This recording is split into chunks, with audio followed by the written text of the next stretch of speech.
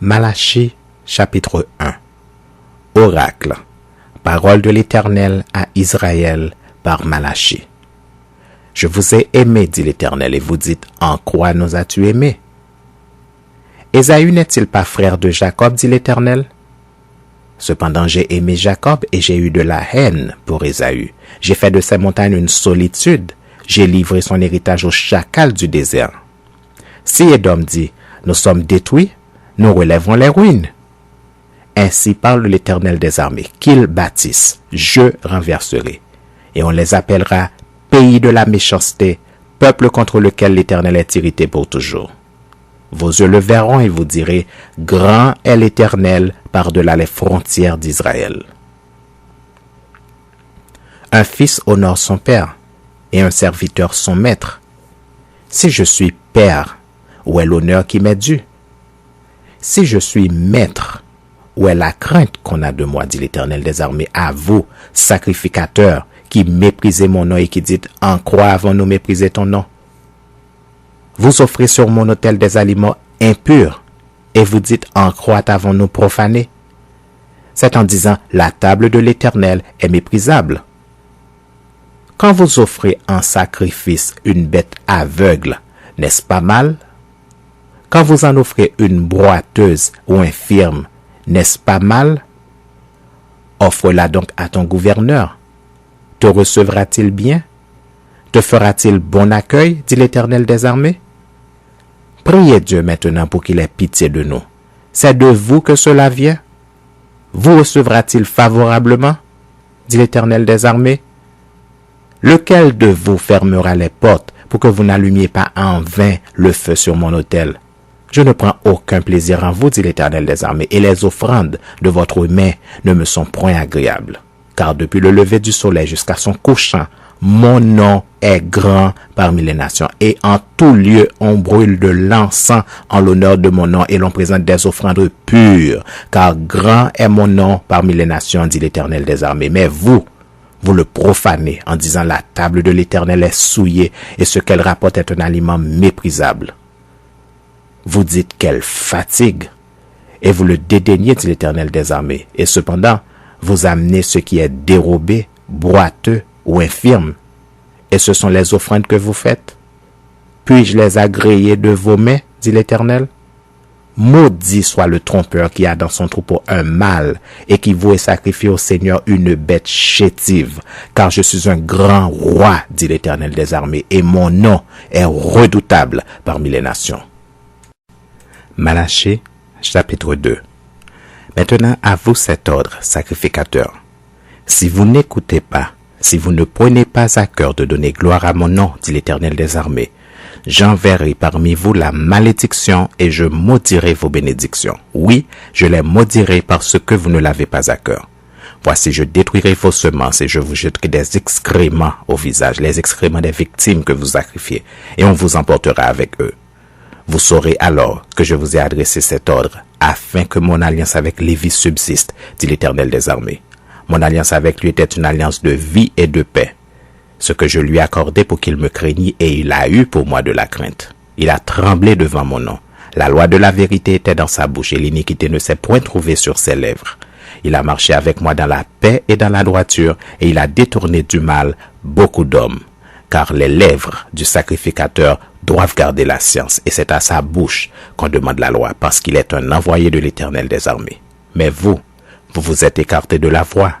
Vous avez fait de la loi une occasion de chute pour plusieurs. Vous avez violé l'alliance de Lévi, dit l'Éternel des armées. Et moi je vous rendrai méprisable et vil aux yeux de tout le peuple, parce que vous n'avez pas gardé mes voies, et parce que vous avez égard à l'apparence des personnes quand vous interprétez la loi. N'avons-nous pas tous un seul Père? N'est-ce pas un seul Dieu qui nous a créés? Pourquoi donc sommes-nous infidèles l'un envers l'autre en profanant l'alliance de nos pères? Judas s'est montré infidèle, et une abomination a été commise en Israël et à Jérusalem, car Judas a profané ce qui est consacré à l'Éternel, ce qu'aime l'Éternel. Il s'est uni à la fille d'un Dieu étranger. L'Éternel retranchera l'homme qui fait cela, celui qui veille et qui répond. Il le retranchera des tentes de Jacob, et il retranchera celui qui présente une offrande à l'Éternel des armées. Voici encore ce que vous faites. Vous couvrez de larmes l'autel de l'Éternel, de pleurs et de gémissements, en sorte qu'il n'a plus égard aux offrandes et qu'il ne peut rien agréer de vos mains. Et vous dites pourquoi? Parce que l'Éternel a été témoin entre toi et la femme de ta jeunesse à laquelle tu es infidèle, bien qu'elle soit ta compagne et la femme de ton alliance.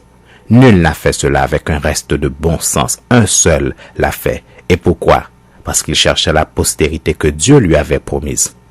Prenez donc garde dans votre esprit et qu'aucun ne soit infidèle à la femme de sa jeunesse. Car je hais la répudiation, dit l'Éternel, le Dieu d'Israël, et celui qui couvre de violence son vêtement, dit l'Éternel des armées. Prenez donc garde dans votre esprit et ne soyez pas infidèles. Vous fatiguez l'Éternel par vos paroles et vous dites, en quoi l'avons-nous fatigué? C'est en disant, quiconque fait le mal est bon aux yeux de l'Éternel.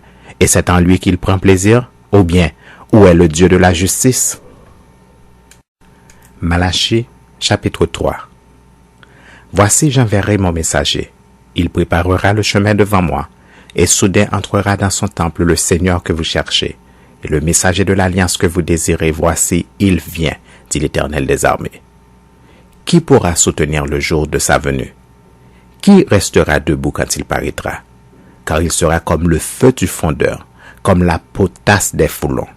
Il s'assera, fondra et purifiera l'argent. Il purifiera les fils de Lévi, il les épurera comme on épure l'or et l'argent. Et ils présenteront à l'Éternel des offrandes avec justice. Alors l'offrande de Juda et de Jérusalem sera agréable à l'Éternel comme aux anciens jours, comme aux années d'autrefois.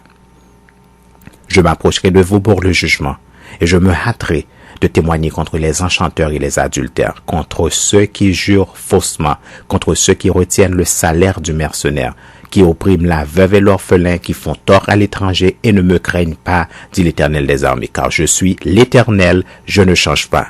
Et vous, enfants de Jacob, vous n'avez pas été consumés.